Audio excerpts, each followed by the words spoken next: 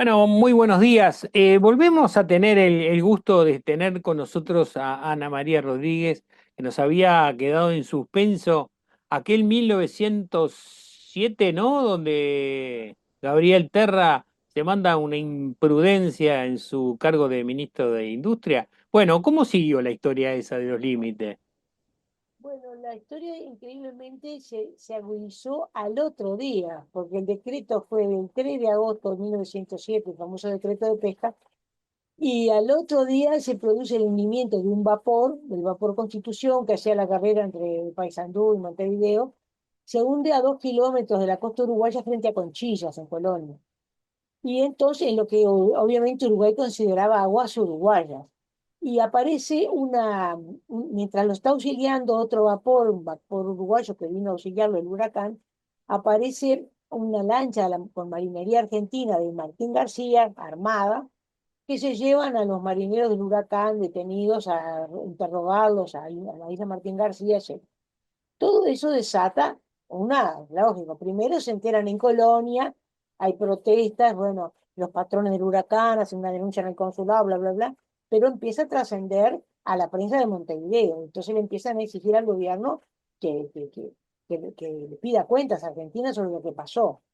Ahí empieza, digamos, el conflicto, porque el otro había sido muy soterrado, lo del decreto de pesca, había protestado Argentina, y al final Uruguay, ante ciertas amenazas que había hecho Ceballos, etcétera, este, entre otras cosas, también se amenazó con sacar un decreto o una ley, no sé, prohibiendo el ingreso de pescado uruguayo a la Argentina. Al final, Williman rebobinó y, y dijo, suspendió a la semana, suspendió la ejecución del decreto con el argumento de que todavía no estaban estudiados desde el punto de vista científico las consecuencias que podía tener el uso de las redes de arrastre, etcétera. Esa medida, bueno, le alegró muchísimo a Ceballos, por supuesto, y al embajador argentino, pero causó muy mala impresión en la prensa uruguaya, etcétera. Digamos, inclusive el diario de la tarde, nacionalista, Latina Popular, habló de actitud pusilánime de Uruguay, bueno, mucha presión sobre Williman.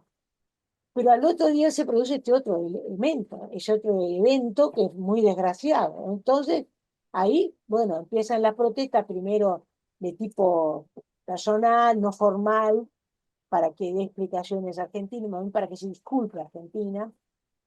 Ceballos no quiere hacer nada que pueda significar que él está reconociendo la jurisdicción uruguaya sobre el Río de la Plata. A su vez trata de evitar que Uruguay llegue a pedir el arbitraje, porque Uruguay y Argentina tenían firmado desde el siglo XIX, desde el fin del siglo XIX, un tratado de arbitraje sin limitaciones, o sea que todos los temas podían ser objeto de arbitraje. Y era obvio que si Uruguay iba a un tribunal o de arbitraje internacional, le iban a reconocer sus derechos, porque era un Estado ribereño, sobre un río, digamos, no había vuelta. Entonces ahí eso se va generando cada vez mayor conflicto. Ceballos se enoja bastante por la postura del ministro Gabriel Acevedo, al que considera muy joven y demasiado inexperiente. Y por otro lado, trata, digamos, de amenazar con el tema de que si Uruguay no se deja de embromar con estas protestas, le puede pasar algo más grave, que es la revolución nacionalista. Dice, acá tenemos la revolución blanca. Claro, tenían miles de uruguayos, algunos que no querían saber nada, pero otros sí. Dice, y solo nos basta con alentar un poco, permitir, digamos, la permisividad, hacer la vista gorda para que, dice, en este momento están tramitando el retiro de la aduana del importante armamento que le confiscaron en el 1904, etcétera, como diciendo, si ustedes siguen molestando con esto, nosotros vamos a darle vía libre al levantamiento blanco. Esa es la amenaza Pero principal. estás hablando de los blancos refugiados en Buenos Aires. Exacto, pero también en conexión con los que estaban acá, de los sectores, eso se llama el blanco radical, ¿no? Bueno, entonces ahí, en ese momento, es cuando la situación se pone cada vez más tensa. Uruguay al final hace una protesta formal, es contestada por Ceballos con una nota donde dice que la marinería argentina solo se limitó a hacer lo que le correspondía de policía fluvial en las aguas, como diciendo que nos corresponden, generó eso una reacción en la prensa uruguaya muy fuerte cuando trascendieron las notas. Hubo una reunión del Consejo de Ministros del gabinete de Williman, donde Varela Acevedo fue a pedir la ruptura de relaciones, el retiro del embajador de Buenos Aires. Pero la mayoría, digamos, del Consejo de Ministros dijeron no, antes de hacer eso, vamos a hacer otras cosas. Entonces, Varela Acevedo, impetuoso, renunció. A partir de ese momento, bueno, Terra va a nombrar un nuevo embajador, Terra, perdón, Wilman va a nombrar un nuevo embajador, muy anciano ya, enfermo, don Gonzalo Ramírez, prestigiosísimo, es rector de la universidad, especialista en Derecho Internacional Público, había sido 3 veces embajador en Argentina, había solucionado conflictos similares y parecía la persona más adecuada para ir a ¿Y solucionar. qué edad tenía en ese momento? Tenía, creo que como 80 y pico, no sé. Ah. Estaba enfermo, estaba bastante enfermo. Y sí murió al poco tiempo, después de que se solucionó el conflicto. Bueno, entonces ahí empiezan las negociaciones con Gonzalo Ramírez, todo muy lento. Pero después de eso, esto estamos hablando, ya ahora estamos a fines de 1907, y en abril de 1908 se produce otro hecho grave que es la famosa maniobra de la Armada Argentina frente al Banco Inglés, digamos, en aguas uruguayas, supuestamente, no se hubiera una división en las que serían aguas uruguayas. Entonces, lo más grave fue que no hubo las cosas del aviso de estilo, digamos. Vamos a hacer maniobra, va a haber cañonazo, todas esas cosas. Lo hicieron sin ningún aviso. Y se veía de Montevideo seguramente, porque estaba en el Por Banco Inglés. supuesto, un poco alevosamente, Claro. sabiendo que la población estaba siempre esperando un levantamiento y todo, los cañonazos, todo eso provocaron una alarma. Bueno, eso también fue objeto de una protesta penal escrita, donde ahí la Cancillería dice algo así como que este, aunque no tengamos la fuerza para ejercer la jurisdicción que nos corresponde, no podemos permanecer callados ante esta vulneración de nuestra soberanía, bla, bla, bla. Cosa que lo pone malísimo a Ceballos y le dice al embajador argentino que está escrito en compadre, dice, bueno, el texto. Bueno, entonces la Te situación interrumpo un estaba. segundito. Valle está en Europa. ¿Cuál es el vínculo de Valle con con estos episodios que están pasando? Bueno, Valle está en Europa y entre las dos presidencias, en realidad, Williman era la persona que él había elegido para que le sucediera, y era obvio que él iba a hacer todo lo posible para que a su vez Valle fuera el que le sucediera a él, que era el objetivo de Valle, volver para completar su obra que recién habían iniciado, digamos, ¿no? En aquella época, pensemos que la elección del presidente era indirecta, lo elegía la Asamblea General. O sea que bastaba, lo importante era cómo se integraban las listas para quienes iban a votar el 1 de marzo, ¿no? Y bueno, y Williman en eso fue muy leal con Valle. Tuvo diferencias sobre distintos aspectos, sobre todo aspectos vinculados con el movimiento obrero, fue más conservador su administración relacionada con lo que fue la de Valle, pero le fue fiel en eso y garantizó, digamos, la elección de Valle, ¿no? Apoyando la lista de Valle, integrándola con gente que iba a votar, etc. Entonces, este, pero Valle en ese momento estaba en Europa y tuvo los 4 años en Europa. Y entonces ahí, cuando se entera, siempre un poquito más lento, porque las comunicaciones en aquella época no eran tan rápidas, aparte las comunicaciones muchas que recibieran por mano, por razones de seguridad, de confidencialidad, etc. Cuando se entera un poco de cómo viene la mano con el conflicto en Argentina, él escribe solidarizándose con él, explicándole que se imagina lo que ha pasado cuando él pasó algo similar cuando la Revolución de Cuatro, donde la participación de autoridades argentinas fue muy importante en ayudar a los blancos. Por eso fue el famoso pedido que hizo Valle a Estados Unidos, no de intervenir en la revolución, pero de que viniera un barco que viniera y paseara por el río de Uruguay como diciendo, muchachos, no se metan porque, ¿no? Pero Los americanos están ahí. exacto, que nosotros no vamos a permitir que ustedes se metan. Pero bueno, esa es un poco la postura de Valle, que en todo momento se solidariza, inclusive hasta dice, tendríamos que armarnos porque no tiene sentido tener un país soberano para que un día un vecino nos saque un pedazo y otro día otro. Una cosa así más o menos dice en la carta. Una carta muy fuerte en ese sentido. Y bueno, en ese momento entonces ahí Gonzalo Ramírez está negociando, pero la cosa se complica, tal. Y cambian el canciller, obviamente, porque Varela Acevedo había renunciado. Williman nombra a Bacchini, Antonio Bacchini, que era un periodista muy conocido, fundador de varios órganos de prensa, había hecho periodismo en Argentina, había hecho periodismo en diarios opuestos a Ceballos, cosa que a Ceballos, por supuesto, esa designación no le gustó nada, y a su vez era en ese momento el cónsul general uruguayo en Buenos Aires. Entonces lo traen como canciller. Y Baquini decide, bueno, vamos a llevarlo esto más tranquilo, nombra una junta de notables de todos los partidos, con gente notable que había sido canciller, esto, Derecho Internacional Público, estaba todo el mundo, expresidente, Julio Herrera Llobet estaba en esa junta, Zorrilla San Martín, que había sido catedrático de Derecho Internacional Público, así, todo el mundo ahí. Y entonces les plantea la situación y les pide su opinión en un informe que tienen que entregar a la Cancillería. Primero se discute si lo van a hacer entre todos. Dijo, no, esto no, porque es imposible mantener la reserva, dijo aquí. Acá en el Uruguay, si nos ponemos a hablar acá, mañana se sabe todo lo que se habló. Entonces, cada uno me va a entregar un informe a mí personalmente. Y bueno, en el archivo de nivel de voto, que está en el Archivo General de la Nación, en la colección de documentos de él, ahí hay varios de esos informes, ¿no? No todos, por supuesto, porque creo que se entregaron 23 informes, más o menos, ¿no? Lo importante es que la mayor parte de consultados sobre si ir al arbitraje, la mayor parte consideraron que no, que tratándose de Argentina, de la hermandad, etcétera, etcétera, que antes de ir al arbitraje había que agotar todas las instancias digamos, de fraternales, ¿verdad? Para ello se empezó a negociar por fuera, como sucede muchas veces, por fuera de los canales diplomáticos. Es decir, misiones confidenciales aquí enviadas por Baquini, de próximos a políticos argentinos, allá, negociando allá. Se produce la caída de Ceballos, que eso es muy importante para Por Uruguay. qué cae Ceballos?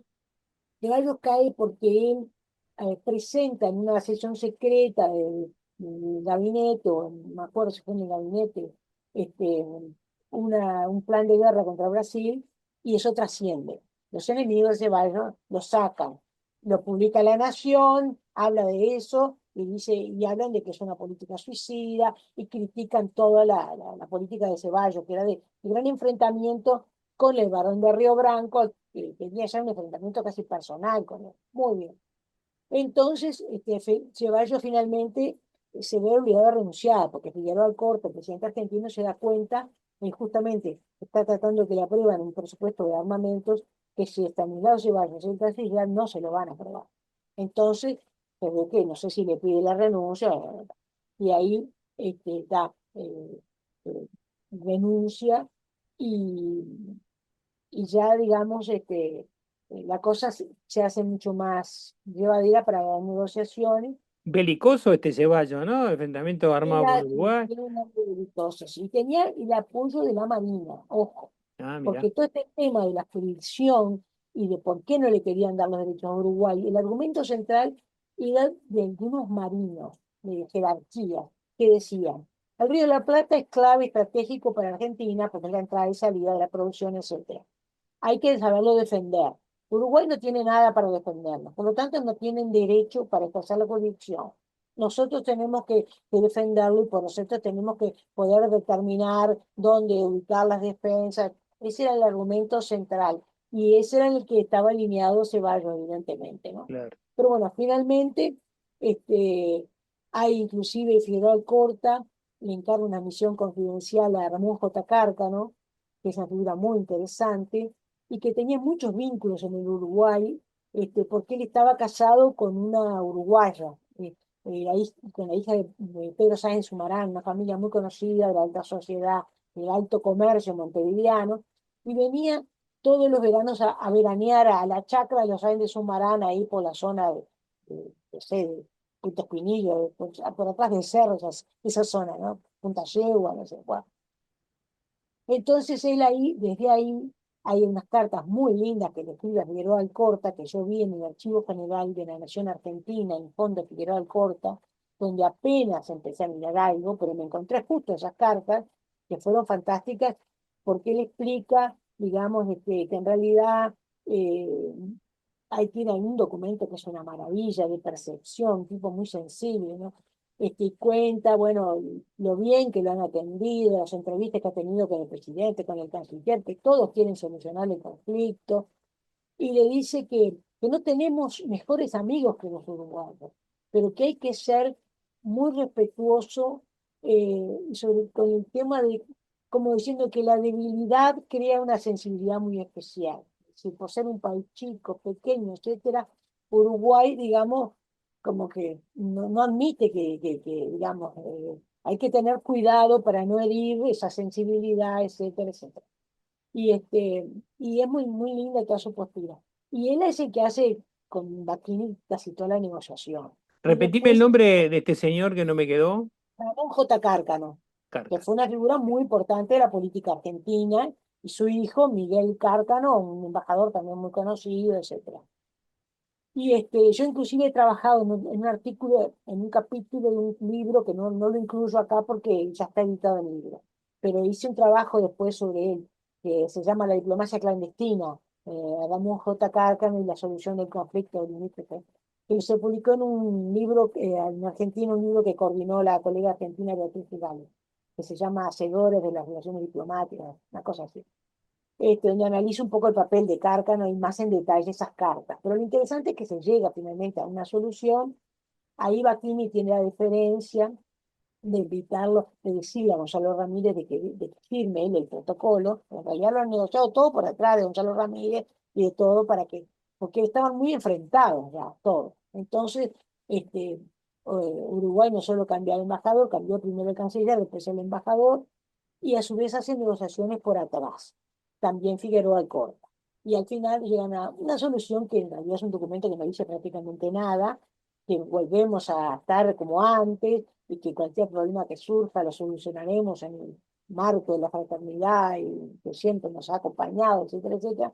Y se firma ese protocolo que se llama Protocolo Ramírez Sáenz Peña, porque Figueroa Alcorta envía a Roque Sáenz Peña para que, como enviado extraordinario, para que firme el protocolo, ¿no? Él llega el 31 de diciembre de 1909 y ya ese día le manda un telegrama a Figueroa Alcorta diciendo que ya está todo aprobado, le dan instrucciones para que firme, y finalmente se firma el 5 de enero. Que se firma acá en Montevideo más que nada, y se firma en la casa de Gonzalo Ramírez, porque él estaba ya muy enfermo. Y Sáenz Peña insistió en que fuera Ramírez porque él le tenía muchísimo respeto y quería que la firma de Ramírez estuviera en el protocolo. Y así se hizo, y con eso se terminó el conflicto, por lo menos este conflicto. Este. Después vendrán otros, Otro. y es increíble el júbilo, la alegría que uno ve en la prensa uruguaya, y te das cuenta cómo ese documento, que prácticamente no dice nada, ¿cómo puede ser que haya despertado tanto júbilo? Y eso te da la idea de hasta qué punto había generado preocupación y angustia el conflicto, porque dos sociedades que estaban muy unidas, ¿no? Y que el conflicto, que este es un poco el tema central del artículo, había generado todo, digamos, un montón habían aflorado, bueno, sentimientos digamos, patrióticos, de la identidad nacional que se estaba conformando en ambos países, y con algunas manifestaciones de tipo más poco fraternales, ¿no?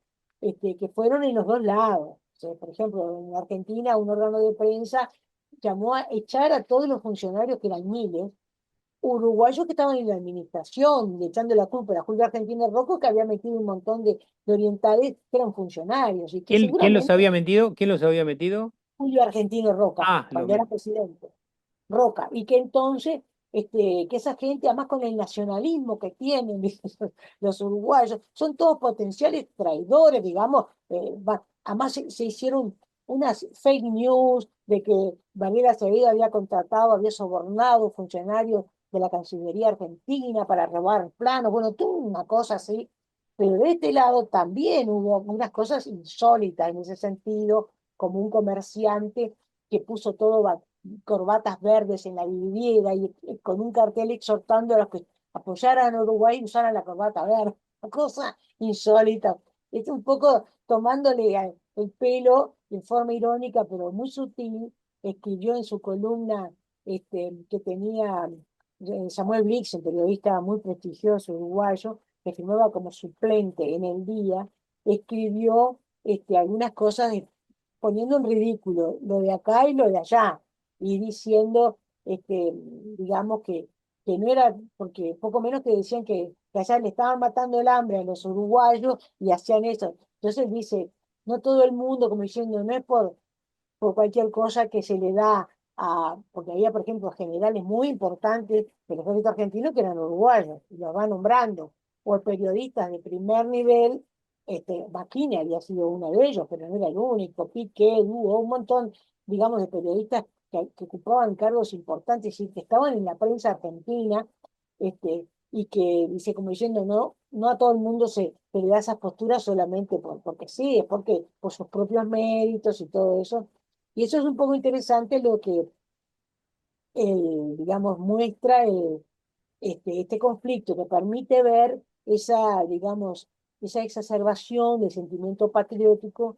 Yo ahí largo como hipótesis que evidentemente fue una contribución a la afirmación de las identidades respectivas, ¿no? Pero también señalo lo difícil que es construir esa imagen del otro para separarse cuando el otro es tan parecido a nosotros. Entonces, por un lado, uno ve en la prensa algunos momentos de exacerbación contra el gobierno argentino, contra la prensa argentina, y por otro lado, ve las manifestaciones de dolor, se emplea esa palabra, de dolor, porque estos que hasta ahora considerábamos hermanos, ahora estábamos equivocados y no lo eran. Hay un editorial del día muy importante sobre ese tema, y mostrando de hasta qué punto resultaba difícil este, ponerse en una actitud agresiva o comprender cómo nuestros hermanos nos desconocían de esta manera. Entonces eso es un poco, y hay errores, yo lo digo ahí, errores de apreciación política de la Cancillería argentina, ¿no?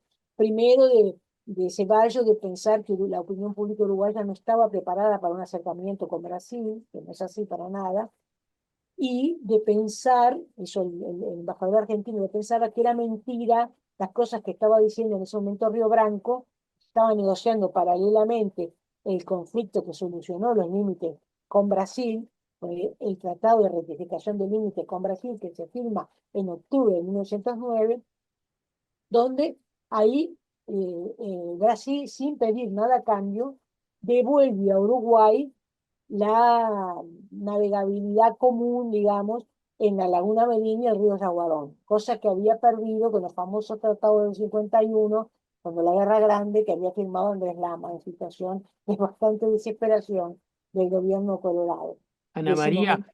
qué, qué, Sí, qué, qué importancia que viene en todo tu discurso la presencia de la prensa.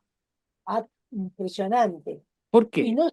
no solo por lo que ellas opinaban, sino por el uso que se hizo de la prensa por los principales protagonistas. Digamos, uso y abuso, digo yo, porque todos hablaron, escribieron, algunos en forma anónima. Por ejemplo, Gonzalo Ramírez escribió una serie de artículos que después se publicaron en la revista histórica con la firma de Ignotus, donde hacía la fundamentación de la postura uruguaya.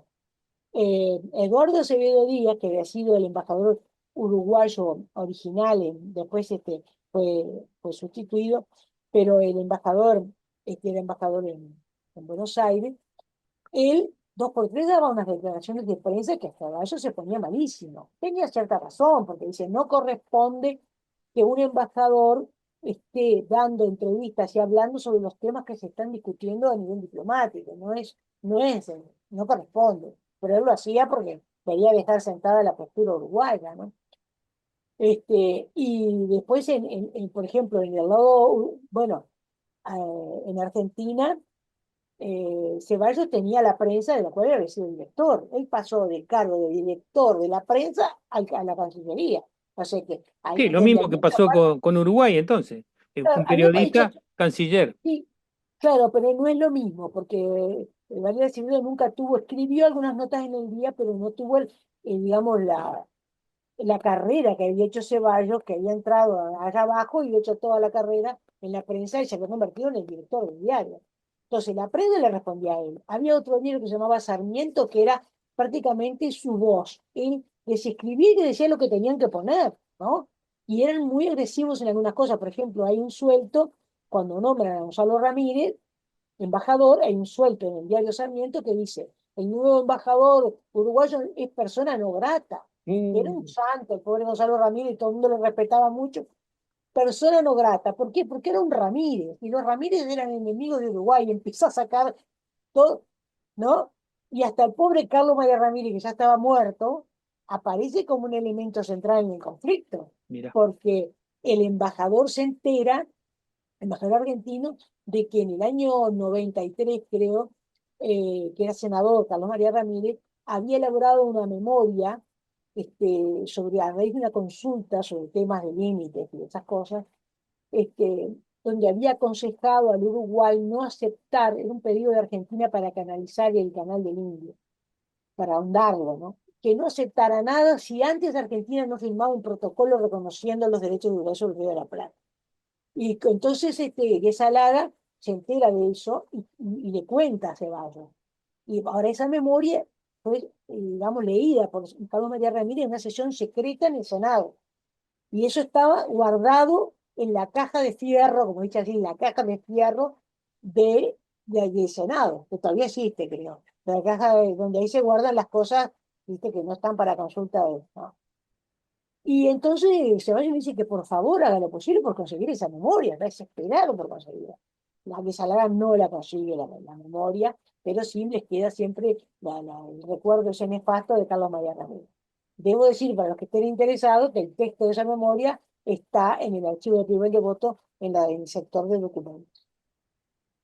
Bueno, y la prensa uruguaya, idem, en el sentido de que también ahí escribían los políticos, Daniel Acevedo a veces confirma y a veces infirma, y también intervino, digamos, otros elementos. El hijo de Gonzalo Ramírez, Juan Andrés Ramírez, que fue un periodista famosísimo y después, bueno, político de primer nivel, él también escribía, digamos, sé que hay mucha participación de la prensa en la situación y en el agite de la opinión pública, que aparentemente no solo abarcó a los sectores dirigentes, porque uno podría decir ahora un conflicto con Argentina, de repente solo le importa a los sectores dirigentes y la gente no se complica mucho mientras pueda ir a hacer turismo a Argentina o lo que sea, o al revés.